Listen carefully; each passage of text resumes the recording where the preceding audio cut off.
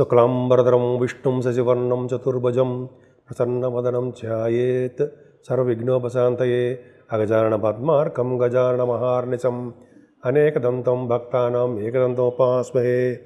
ఓం గం గణపతయే నమః. ఓం శ్రీమాత్రే నమః. ఓం శ్రీ గురుభ్యో నమః. నేను మీ వాడ్రే ఆదినారాయణరావు. ఇప్పుడు మనం 13 ఏప్రిల్ నుంచి 19 ఏప్రిల్ 2025 అంటే ఈ వారం రోజులు కూడా ఈ వీక్ అంతా అనుకోవచ్చు. ప్రతి రాశి వారికి మేషరాశి నుంచి మీనరాశి వారికి కూడా ఎలా ఉండబోతుందో తెలుసుకుందాం. ప్రతి రాశి గురించి తెలుసుకుందామండి. ముందర ఏ రాశిలో గ్రహాలు ఎలా ఉన్నాయి. మేషరాశిలో రవి 14వ తారీఖు నుంచి ఉచ్చస్థితిలో వస్తాడండి. 3 డిగ్రీల దగ్గర పరమోచ్చలో ఉంటాడు.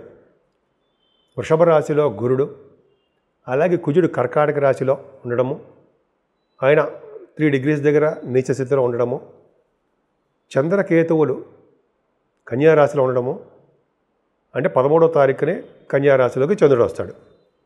అంతేకాకుండా రవి బుధ శుక్ర శనులు రాహువు వీళ్ళు 5 కలిసి మీనరాశిలో ఉండడము, బుధుడు నీచ స్థితిలో ఉండడము, శుక్రుడు కూడా వక్రగతిలో ఉండడం వల్ల శుక్రుడికే బలం లేకుండా ఉండడము జరుగుతుంది.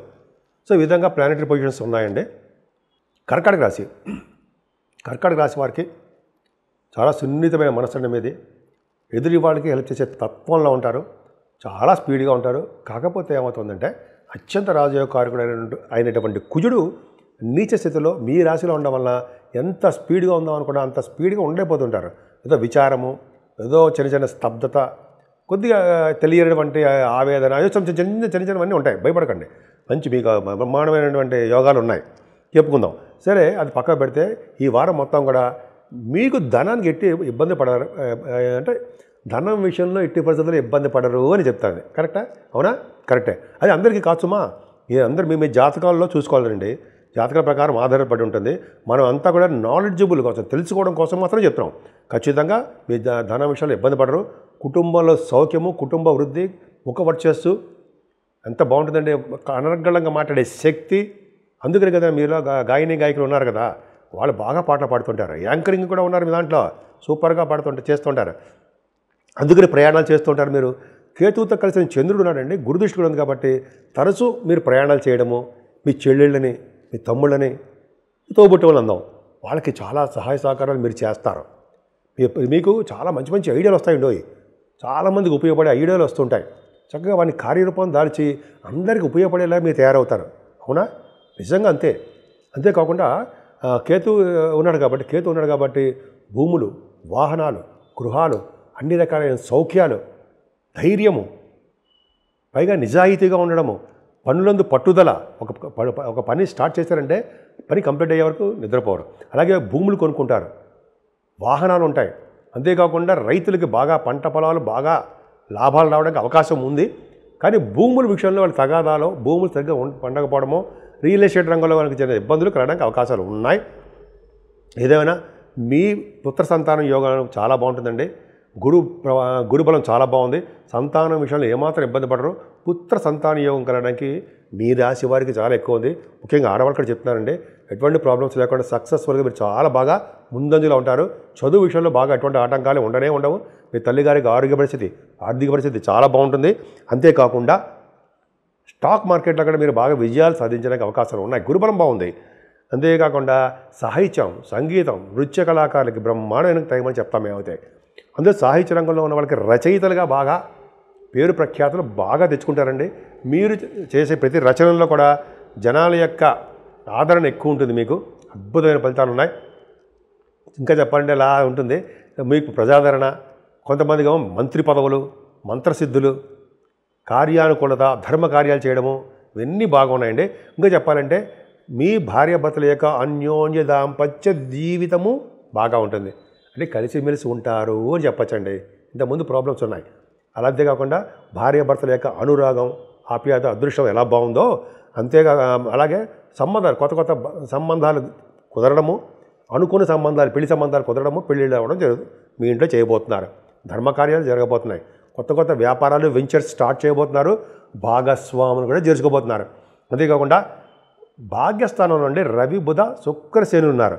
అద్భుతంగా ఉన్నారండి. భాగ్యస్థానంలో అలా ఉన్నారంటే, ముఖ్యంగా భాగ్యస్థానంలో శని రాహులు ఉన్నారంటే గంగా స్నానం చేయిస్తారు, తీర్థయాత్రలు చేయిస్తుంటారు, విదేశీ పర్యటన ఖచ్చితంగా చేయించడానికి అవకాశాలు మీకు ఎక్కువ ఉన్నాయి. భాగ్యస్థానంలో రవి బుధుల గురించి చెప్పుకుందామండి.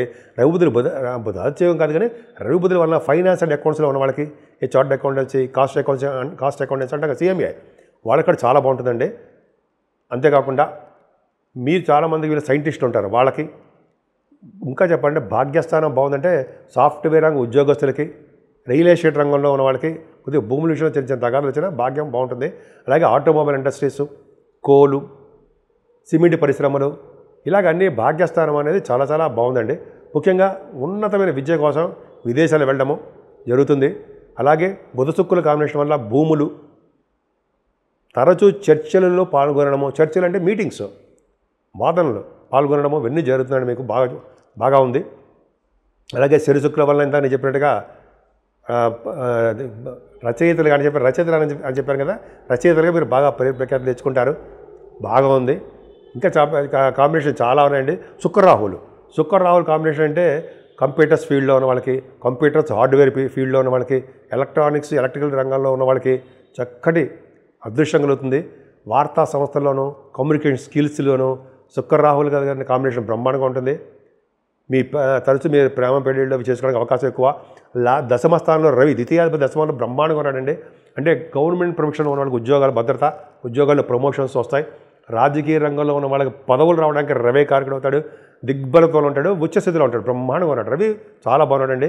అలాగే లాభంలో రాహు, గురుడు వలన మీకు జనరల్గా ఫైనాన్షియల్గా బాగుండడము, వ్యాపారాభివృద్ధి బాగుంటుంది. ఇందాక చెప్పినట్టుగా ఫైనాన్స్లోను, బ్యాంకింగ్ రంగంలోనూ, ఎడ్యుకేషన్ సంస్థల్లోనూ బాగుండడమే కాకుండా వేద పండితులకు అద్భుతంగా ఉంటుంది. ఇలా చెప్పుకుంటే అనర్గళంగా చాలా ఉంటుందండి. సో ఈ విధంగా భాగ్య, రాజ్య, లాభస్థానాలు కర్కాటక రాశి వాళ్ళకి నిండుగా బాగున్నాయి.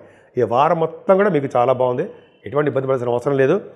అత్యంత రాజయోగకారకుడైన కుజుడికి మీరు పూజ చేసుకోండి, కళ్యాణం చేయించుకోండి, అద్భుతమైన ఫలితాలు తప్పకుండా పొందండి.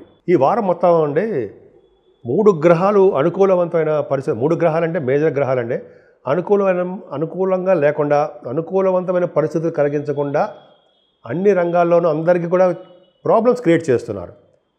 వాళ్ళు ఎవరయ్యా అంటే కుజుడు నీచ స్థితిలో ఉండడం వలన అన్ని రాశుల వారికి కూడా ఏదో విధంగా ఆయన ప్రాబ్లమ్స్ క్రియేట్ చేస్తున్నాడు.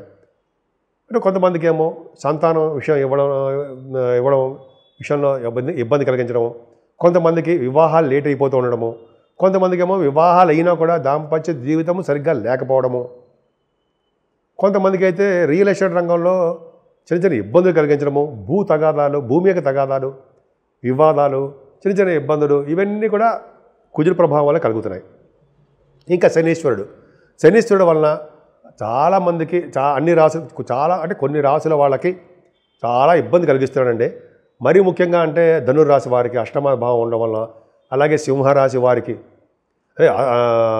ధనుర్రాశి వాళ్ళకి అర్ధాష్టమి శని అవ్వడం వలన, అలాగే సింహరాశి వారికి ఇలాగ శని ప్రాబ్లమ్స్ చాలా ఉన్నాయండి. అంతేకాకుండా రాహు వలన వచ్చే దోషాలు కూడా చాలా ఉన్నాయి. శనీశ్వరుడు, రాహువు, కుజుడు ఈ మేజర్ గ్రహాల యొక్క పరిహారం చేసుకుంటే సరిపోలా. అన్ని రాశుల వాళ్ళు ఏం చేసుకోవాలి? ఏం లేదండి, మొట్టమొదటిగా మనం కుజుడు గురించి చెప్పుకుందాం. సుబ్రహ్మణ్య స్వామి ఆరాధన చేసుకోవడం వలన, సుబ్రహ్మణ్య స్వామి కళ్యాణాలు చేయించుకోవడం వలన, సుబ్రహ్మణ్య స్వామి అష్టోత్తరాలు మన ఇంట్లోనే చేసుకోవడం వలన నిరంతరము ఓం సం శరవణ భవాయ నమః మూల మంత్రం జపించడం. ఓం సం శరవణ భవాయ నమః, ఓం సం శరవణ భవాయ నమః, ఓం సం శరవణ భవాయ నమః మూల మంత్రాన్ని జపించడం వలన కుజుడి వలన వచ్చే దోషాలు చాలా మటుకు పరిహారం చేసుకోగలం. అలాగే శనీశ్వరుడికి ఏంటంటే శివుడికి అభిషేకాలు చేయించుకోవాలండి. ఫస్ట్ పాయింట్ శివుడికి అభిషేకాలు చేయించుకోవడము. రెండోది ఏంటంటే వెంకటేశ్వర స్వామి దగ్గర ధ్వజస్తంభం ఉంటాం, లేకపోతే వెంకటేశ్వర స్వామి దగ్గర టెంపుల్స్లో ఒక అఖండమైన దీపారాధన, పెద్ద ఒత్తి వేసి నిండా నూనె పోసి దీపారాధన చేయడం వలన శనీశ్వరంలో వచ్చే దోషాలు పరిహారం తీరుతాయంటే సందేహం లేదు. అంతేకాకుండా ఆంజనేయ స్వామి ఆరాధన, అప్పాలు, నైవేద్యాలు చేసుకోవడం వల్ల, అలాగే అమ్మవారి యొక్క ఆరాధన, అమ్మవారి యొక్క చండీ హోమాలు, కుంకుమ పూజలు ఇలాగా చేయించుకోవడం వలన అమ్మవారి చేయించుకోవడం వలన మనకి శని వలన రాహు వలన కుజదోషం వలన వచ్చే దోషాలు హరించమంటారా? పోవంటారా? తక్కువగా ఉండమంటారా? అసలు లేకుండా ఉంటాయంటారా? ఎంత బాగుందండి, అవునా? నిజంగా అంతే. సో మనం దేవుడి యొక్క ప్రభావం ఉండాలి. దైవ దర్శనాలు చేసుకుందాం. అన్నిటికంటే ముఖ్యమైనది, ఎటువంటి కష్టాలు వచ్చినా, ఎటువంటి నష్టాలు వచ్చినా, ఎటువంటి సుఖదుఖాలైనా మనల్ని వెన్నంటి కాపాడి, మనకి ఎటువంటి కష్టాలు వచ్చినా ముందు ఉండే భగవంతుడు ఒక్క శ్రీరామచంద్రుడే. ఆ శ్రీరామచంద్రుడు నిరంతరము రామా రామా రామా అనుకుంటే మనకి అన్ని కష్టాలు తొలగమంటారా? మీరే ఆలోచించండి.